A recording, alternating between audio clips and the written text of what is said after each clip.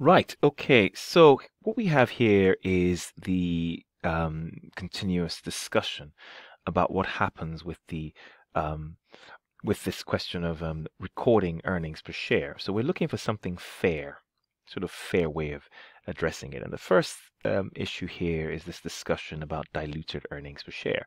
So this is really to signal a warning to potential investors that actually what you're looking at when you see the number of shares in a business, they very soon what you will see is this is all about prudence. We're looking forward and saying potentially there are more shares that you could actually have sort of what's the word, realizing really, because they have certain contracts in place that will turn possibly certain loans into shares, and these are typically referred to as convertible loans, and this is very popular.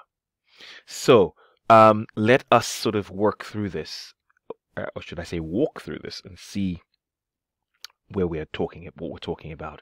So equity share capital may change in the future owing to circumstances which exist now, so known as dilution. And the provision of a diluted EPS attempts to alert shareholders to the potential impact on EPS. So examples of dilutive factors. So for example, the conversion terms for convertible bonds. Um, and yes, and that's the first thing. And then we also have the exercise price. So we also talk about convertible bonds, and we'll talk about options and warrants. So we'll talk about them in two separate videos. Let's do convertible bonds first. So the whole idea is that if we're going to make these assumptions, we make them and adjust the earnings, if you like, as though they happen on the first day of the accounting period. So let's sort of see what they're trying to, as though they had converted on the first day of the accounting period. So the whole idea here is that we have certain loans, and we make this assumption these loans are going to become shares. And if they become shares, first of all, we don't have to pay interest anymore. We'll see that. That's the advantage. But there's still a tax effect in effect. So since you don't have to pay interest anymore, you'll have additional income, right? But then it means you're going to pay more taxes. So in effect, you're getting income less taxes. The net income is what we're really interested in, but you have more shares. So this is all notional, really. It's like a warning. So DPS is calculated as follows. It's not real. It hasn't happened yet, and it may not happen depending on whether or not the shareholders of that convertible choose to convert. So you have earnings plus this notional extra earnings, right? So you have that earnings plus this notional extra earnings divided by the number of shares plus the notional extra shares, right? And that's what we're dealing with here. So the principles of convertible bonds and convertible preferences are similar. Again, key point: if the convertible bonds have been converted, the interest or dividend will be saved, and therefore earnings would be higher, and the number of shares would increase. And so I ask us, we're going to look at example 4, and I think I want you to do TYU 5 for homework. So let's read the story. I actually need to come out of here because I just couldn't afford to take a copy of everything.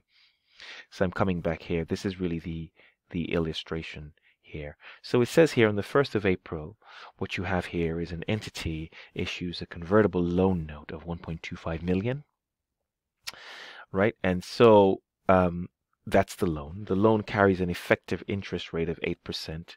So that's the interest rate that accrues on this loan. That's fine. It says clear loan. And this is on the 1st of April 2001, for example. And there is the potential for this to convert in a couple of years into shares.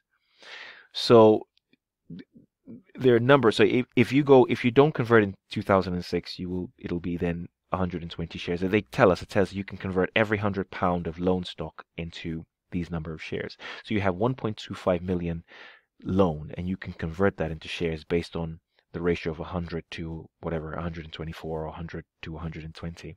But we take the worst case scenario that you might convert on the 31st of December. So remember, it's all notional. We're just being prudent. We're thinking about the worst case scenario. So up to the 2006, the maximum number of shares issuable after the end of the financial year will be at the rate of 124 shares per 100.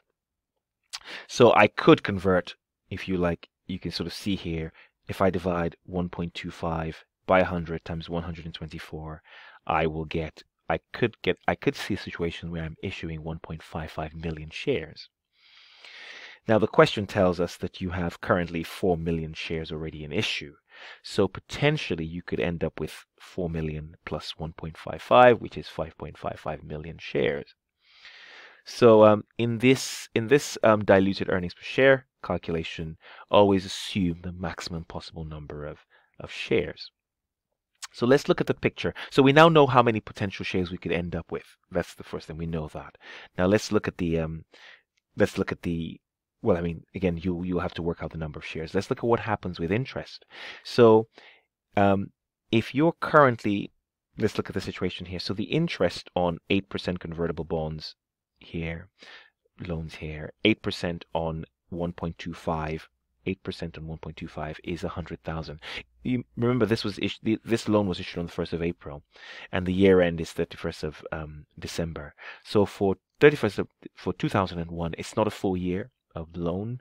Basically, you have only 9 months of it. But in 2002, you have a whole year, right? That's why you have 100,000 here as a full year charge. So you had this profit before tax, interest and tax. You took off, so this just to show you what's going on here. Take off that interest. This is under normal circumstances.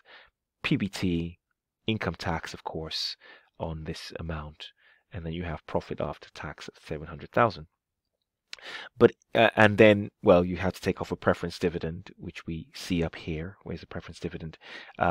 Dividends are, you have some preference dividends as well. So it says here, 500,000 of 10% cumulative irredeemable preference shares. So 10% of that is 50,000. So take off 50,000 here, you have earnings of 650,000. So this is your normal earning per share, right? But if you do a DEPS, what we're saying is that, well, that interest might never actually occur because you would now have shares. And when I say it won't occur, if you had shares, you won't be paying any interest. So what we do is we add on, what we do is, here I am, let me add on here we are. So I have earnings as above, and I now add on the interest as though, it never happened per se, because we're converting to shares. But because I have extra income, I will also have extra tax, so I need to deduct that. So my net income really is 70,000. So in effect, my adjusted earnings is 720,000. So my diluted earnings per share really and truly are 720,000 divided by 5.55 million. So because as a result of this conversion, I will have more income adjusted for tax and a higher number of shares. So I have 720,000 divided by 5.55 million, if you like, giving me 13 cents per share. The previous year, though, nothing crazy. It's just that my interest figure is different, isn't it?